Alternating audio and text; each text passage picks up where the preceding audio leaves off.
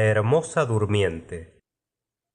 En otros tiempos había un rey y una reina, cuya tristeza, porque no tenían hijos, era tan grande que no puede ponderarse. Fueron a beber todas las aguas del mundo, hicieron votos, emprendieron peregrinaciones, pero no lograron ver sus deseos realizados, hasta que, por último, quedó encinta la reina y dio a luz una hija. La esplendidez del bateo no hay medio de describirla, y fueron madrinas de la princesita todas las hadas que pudieron hallar en el país. Y 7 fueron con el propósito de que cada una de ellas le concediera un don, como era costumbre entre las hadas en aquel entonces. Y por este medio tuvo la princesa todas las perfecciones imaginables. Después de la ceremonia del bautismo, todos fueron a palacio, en donde se había dispuesto un gran festín para las hadas.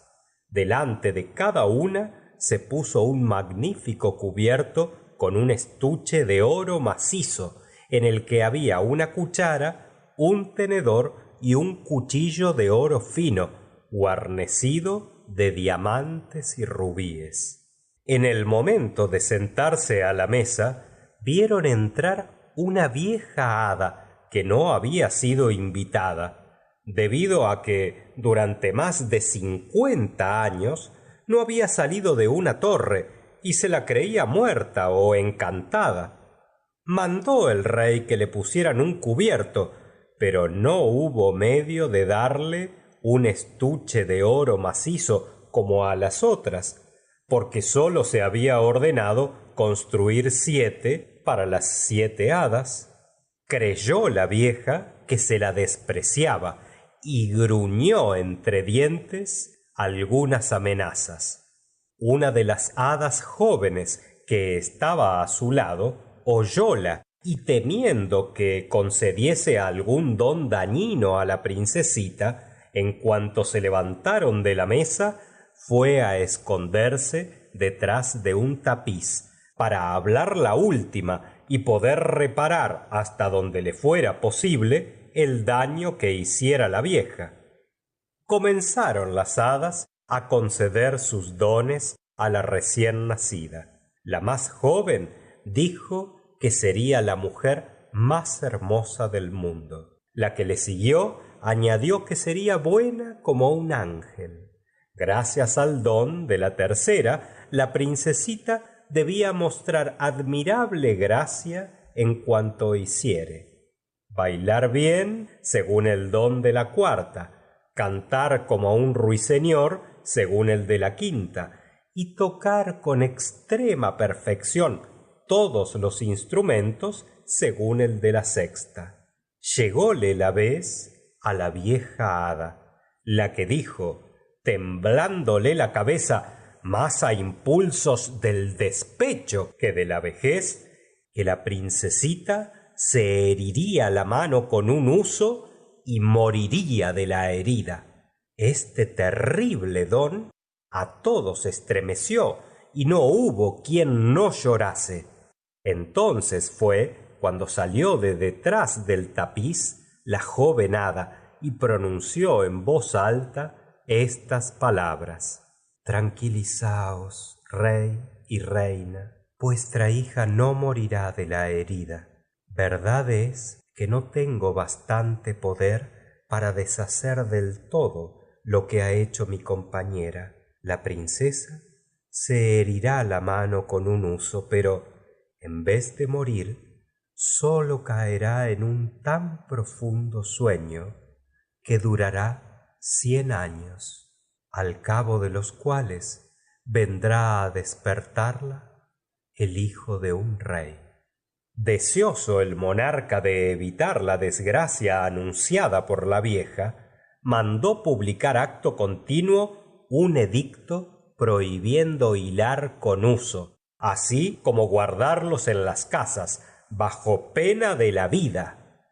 Transcurrieron 15 o 16 años, y cierto día el rey y la reina fueron a una de sus posesiones de recreo, y sucedió que corriendo por el castillo la joven princesa subió de cuarto en cuarto hasta lo alto de una torre, y se encontró en un pequeño desván en donde había una vieja que estaba ocupada en hilar su rueca, pues no había oído hablar de la prohibición del rey de hilar con uso. ¿Qué hacéis, buena mujer?, le preguntó la princesa. Estoy hilando, hermosa niña, le contestó la vieja, quien no conocía a la que la interrogaba. Qué curioso es lo que estáis haciendo, exclamó la princesa. ¿Cómo manejáis esto?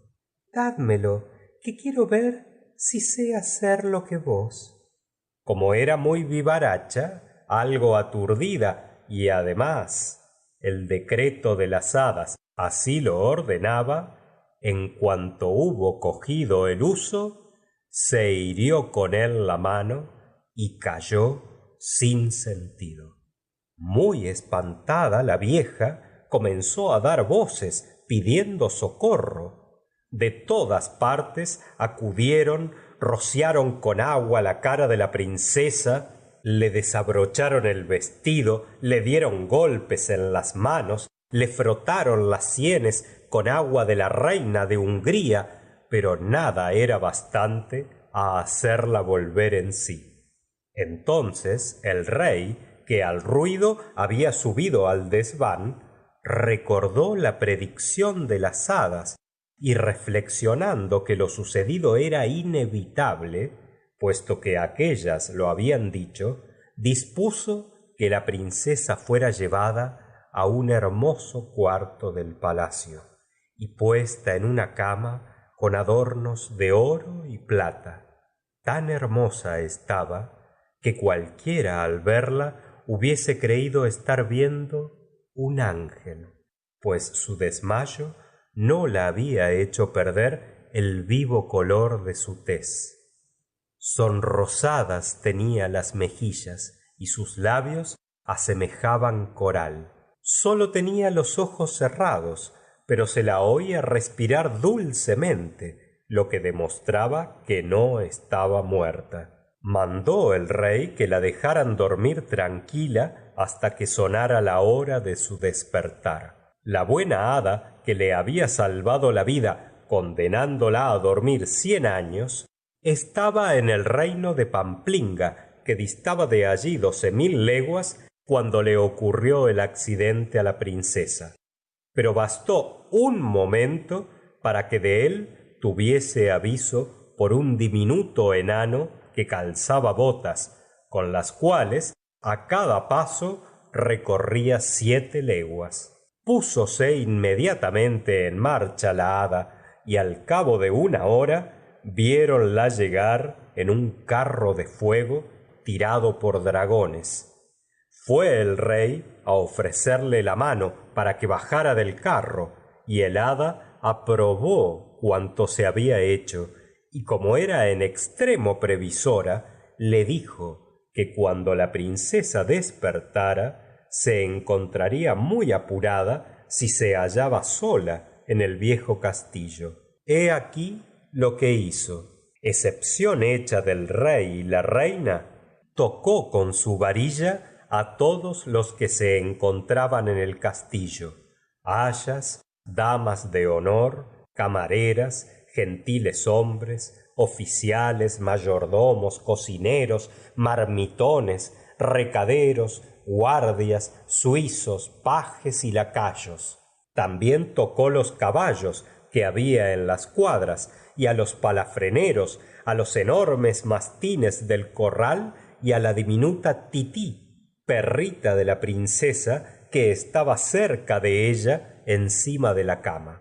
Cuando a todos hubo tocado, todos se durmieron para no despertar hasta que despertara su dueña, con lo cual estarían dispuestos a servirla cuando de sus servicios necesitara. También se durmieron los asadores que estaban en la lumbre llenos de perdices y de faisanes, e igualmente quedó dormido el fuego. Todo esto se hizo en un momento, pues las hadas necesitan poco tiempo para hacer las cosas. Entonces el rey y la reina, después de haber besado a su hija sin que despertara, salieron del castillo y mandaron publicar un edicto prohibiendo que persona alguna, fuese cual fuere su condición, se acercara al edificio. No era necesaria la prohibición, pues en 15 minutos brotaron y crecieron en número extraordinario árboles grandes, pequeños rosales silvestres y espinosos, de tal manera entrelazados que ningún hombre ni animal hubiera podido pasar, de manera que sólo se veía lo alto de las torres del castillo y aún era necesario mirarle de muy lejos. Nadie dudó de que el hada había echado mano de todo su poder para que la princesa, mientras durmiera, nada tuviese que temer de los curiosos. Pasados los 100 años, el hijo del monarca que reinaba entonces, debiendo añadir que la dinastía no era la de la princesa dormida, fue a cazar a aquel lado del bosque y preguntó qué eran las torres que veía en medio del espeso ramaje. Contestóle cada cual según lo que había oído. Unos le dijeron que aquello era un viejo castillo poblado de almas en pena, y otros que todas las brujas de la comarca se reunían en él los sábados. Según la opinión más generalizada, moraba en él un ogro que se llevaba al castillo todos los niños de que podía apoderarse para comerlos a su sabor y sin que fuera posible seguirle, puesto que sólo a él estaba reservado el privilegio de paso por entre la maleza. No sabía a quién dar crédito el príncipe cuando un viejo campesino habló y le dijo: Príncipe mío, hace más de 50 años oí contar a mi padre que en aquel castillo había la más bella princesa del mundo, que debía dormir 100 años, estando reservado el despertarla al hijo de un rey de quien debe ser esposa. A estas palabras sintió el joven príncipe que la llama del amor brotaba en su corazón, y sin duda al instante creyó que daría fin a aventura tan llena de encantos. Impulsado por el amor y el deseo de gloria, resolvió saber en el acto si era exacto lo que el campesino le había dicho, y apenas llegó al bosque cuando todos los añosos árboles, los rosales silvestres y los espinos se separaron para abrirle paso.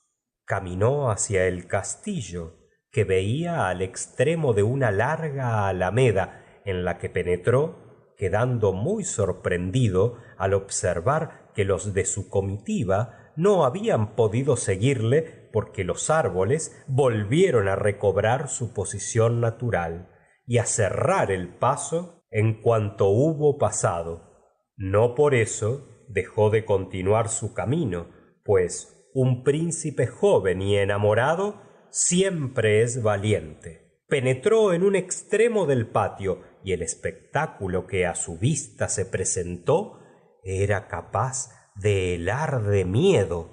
El silencio era espantoso.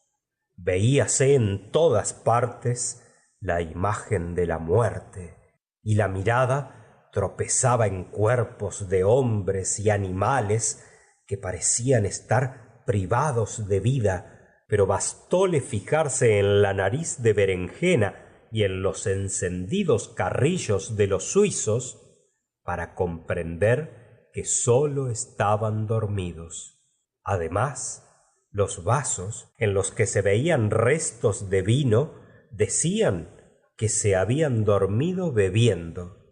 Atravesó otro gran patio con pavimento de mármol, subió la escalera y entró en la sala de los guardias, que estaban formando hilera con el arcabuz al hombro y roncando ruidosamente. Cruzó varios aposentos llenos de gentiles hombres y de damas, de pie los unos, sentados los otros, pero todos durmiendo. Penetró en una cámara completamente dorada y vió en una cama, cuyos cortinajes estaban abiertos, el más hermoso espectáculo que a su mirada se había presentado. Una princesa que parecía tener 15 o 16 años y cuya deslumbradora belleza tenía algo de luminosa y divina. Aproximóse a ella temblando y admirándola, y se arrodilló al pie de la cama.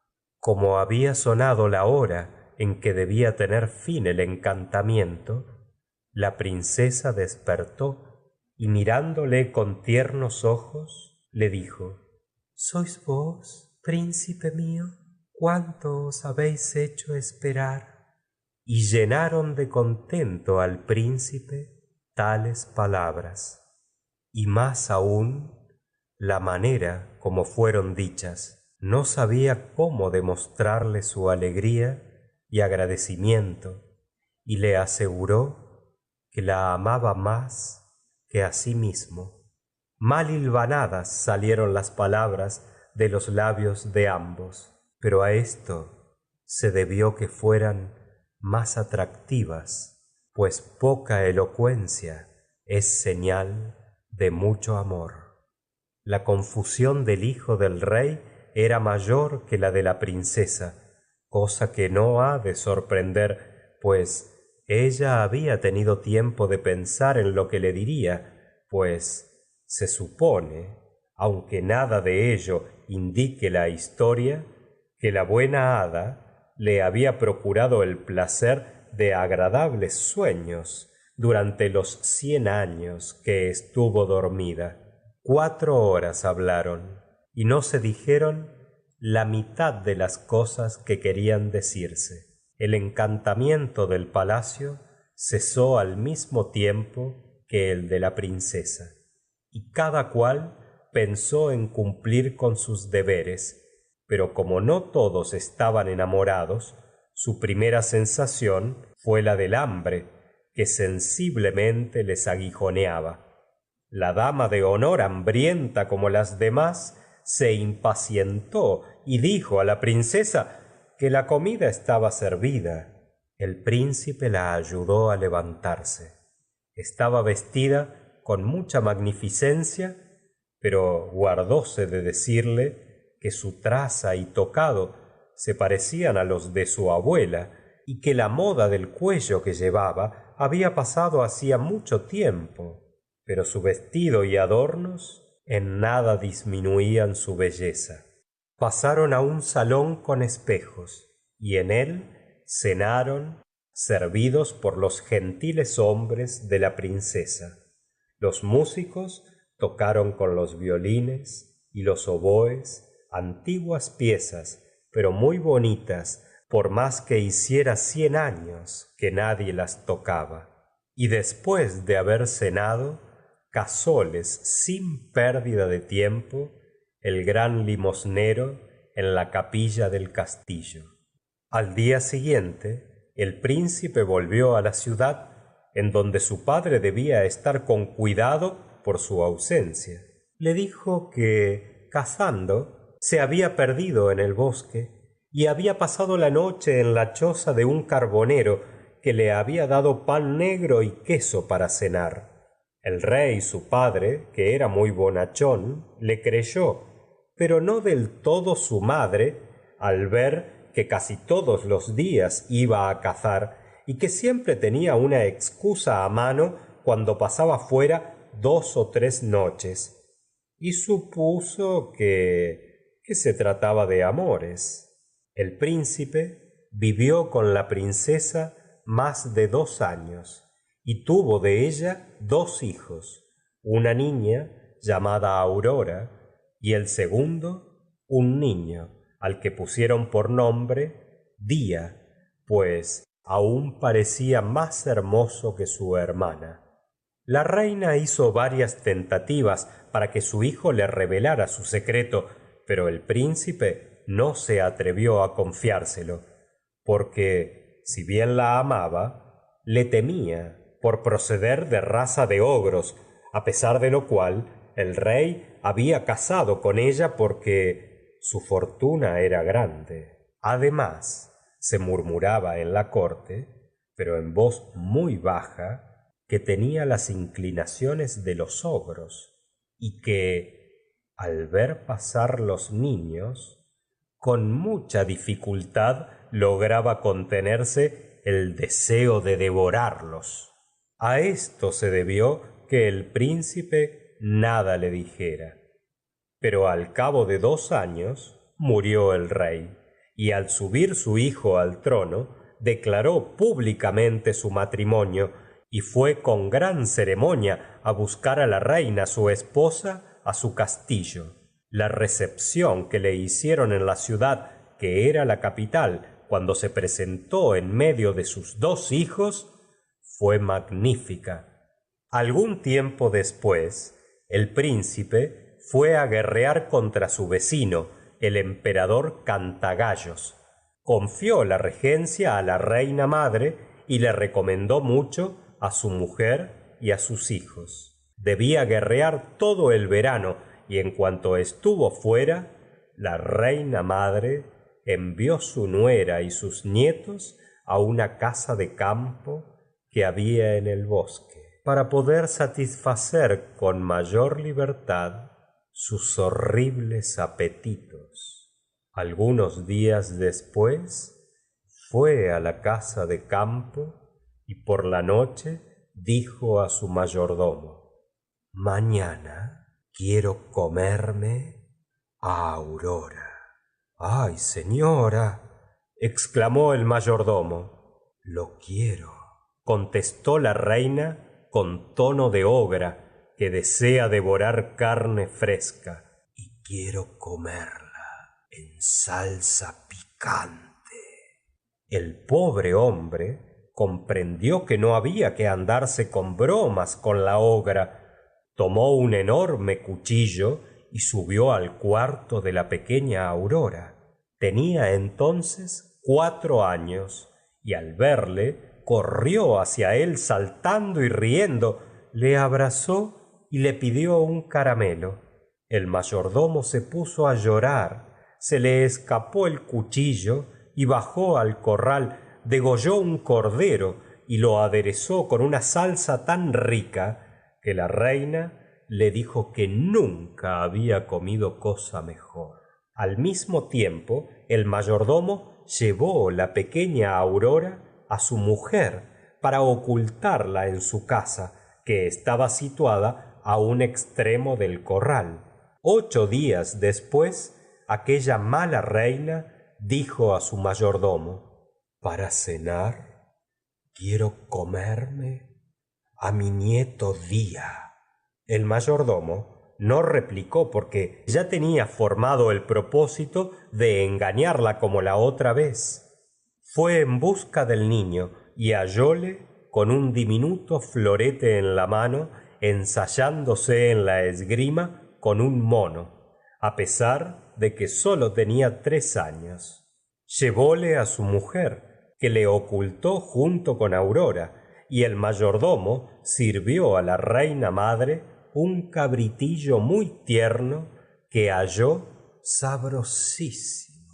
Hasta entonces todo había marchado perfectamente, pero una tarde aquella perversa ogra dijo al mayordomo: «Quiero comerme a la reina aderezada en salsa picante, lo mismo que sus hijos».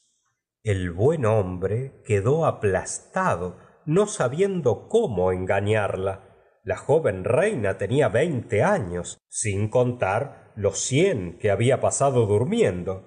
El pobre funcionario desconfiaba de hallar en el corral una res cuyas carnes fueran semejantes a las de una princesa de tan extraña edad. El mayordomo, para salvar su vida, tomó la resolución de degollar a la reina y subió a su cuarto con la intención de realizar su propósito. Mientras subía, se excitaba a la ira y entró puñal en mano. No quiso cogerla de sorpresa y con mucho respeto le dijo cuál era la orden que le había dado la reina madre. Cumple tu deber, contestó ella tendiéndole el cuello. Ejecuta la orden que te han dado y volveré a ver a mis hijos, a mis pobres hijos, a quienes amaba tanto. Desde que se los habían quitado sin decirle nada, la reina les creía muertos. No, no, señora, exclamó el pobre mayordomo muy conmovido. No moriréis, pero no por eso dejaréis de ver a vuestros hijos, pues los veréis en mi casa, en donde les he ocultado, y de nuevo engañaré a la reina, sirviéndole una corza en vuestro lugar. Llevóla en el acto a su habitación y dejóla que abrazara a sus hijos y confundiera sus lágrimas con las suyas, mientras él se fué a guisar la corza que la ogra se comió a la cena con el mismo apetito que si hubiese sido la reina. Estaba muy satisfecha de su crueldad y se disponía a decir al rey, cuando regresara, que los lobos hambrientos se habían comido a su mujer y sus hijos. Cierta noche que, según costumbre, rondaba por los patios y corrales del castillo por si olfateaba carne fresca, oyó que su nieto lloraba porque su madre quería pegarle por haber hecho una maldad, y también oyó la vocecita de Aurora, que pedía perdón para su hermano. La ogra reconoció la voz de la reina y de sus dos hijos, y llena de ira por haber sido engañada, ordenó al amanecer del día siguiente, con acento tan espantoso que todo el mundo temblaba, que pusieran en medio del patio un enorme tonel que hizo llenar de sapos, víboras, culebras y serpientes para arrojar en él a la reina, sus hijos y al mayordomo, su mujer y su criada, mandando que los trajeran con las manos atadas a la espalda. En el patio estaban los infelices y los verdugos se disponían a echarlos en el tonel cuando el rey, a quien no se esperaba tan pronto, entró de repente a caballo. Había corrido mucho y preguntó muy admirado qué significaba aquel horrible espectáculo. Nadie se atrevía a contestarle, cuando la ogra, furiosa al ver lo que pasaba, se arrojó la primera de cabeza al tonel y en un instante fue devorada por los asquerosos reptiles que había mandado echar dentro.